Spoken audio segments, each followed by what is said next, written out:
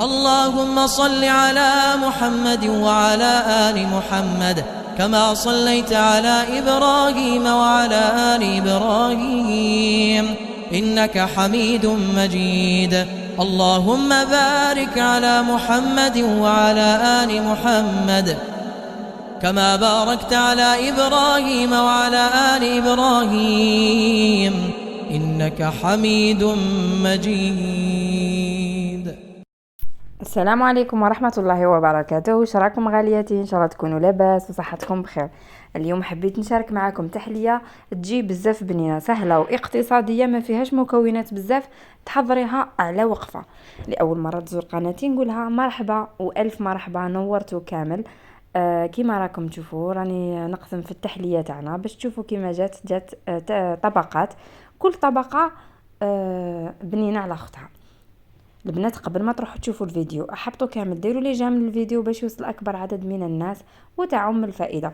كما راكم تشوفوا هذه هي تحليه تاع نهار اليوم، راح نقسمها قدامكم باش تشوفوا كيفاش جات. قلت لكم جات ما شاء الله، خاصه الطبقه الاخيره جات بطعم النسكافيه ما شاء الله. بلا ما نطول عليكم البنات راح نروحوا للوصفه والمقادير. نبداو على بركه الله. بسم الله. هنا في كاسرونه عندي نصف لتر حليب،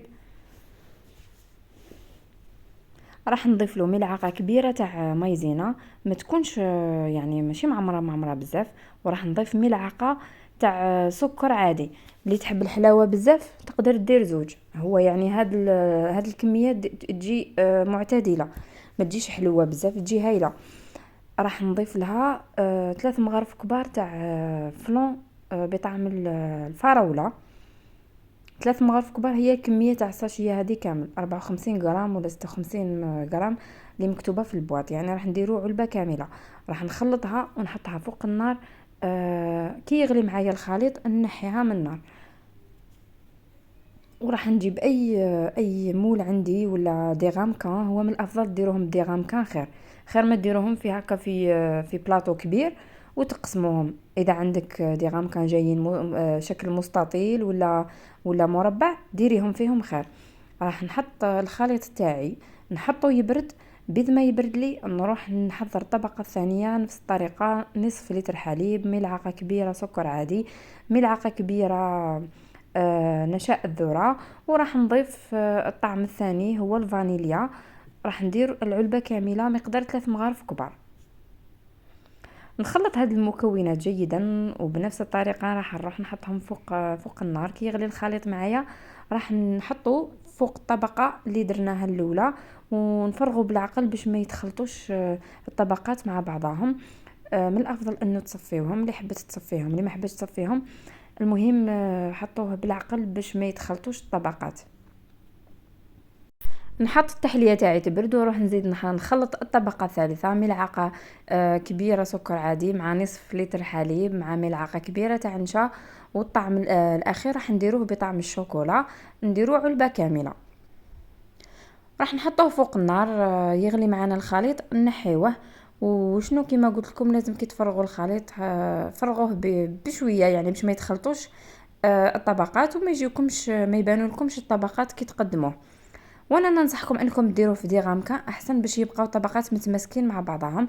كما راكم تشوفوني ندير في الطبقه الاخيره، وراح نحطه في الثلاجه برك يعني يبرد لي، ما تحطوش في المجمد، في الثلاجه يفي بالغرض. بعدها راح نروح نحضر الطبقه الاخيره اللي فيها 250 مليلتر تاع ماء، مقدار كاس هذاك اللي نستعملوه تاع ام وليد، كاس وربع. حطيت له ملعقه متوسطه تاع نسكافي. اللي ما عندهاش نسكافي تقدر تستعمل القهوه بدل الماء، قهوه اللي طيب في البراس.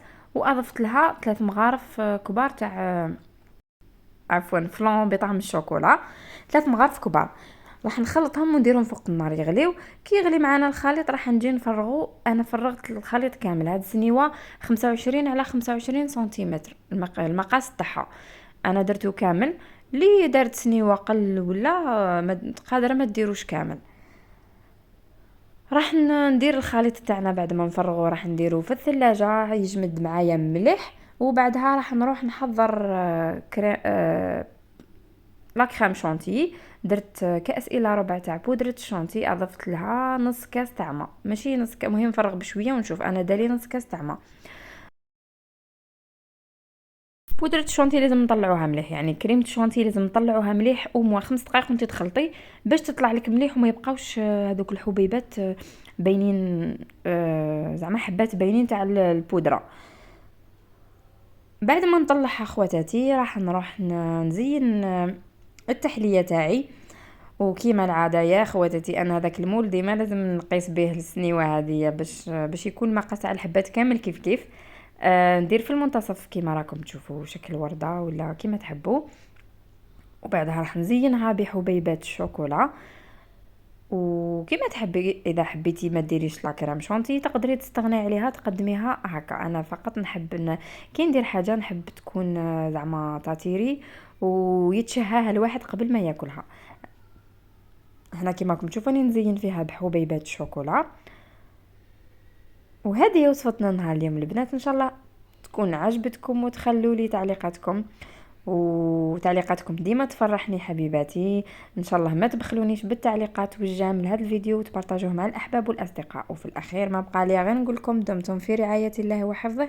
نلقاكم في فيديو اخر ان شاء الله. السلام عليكم.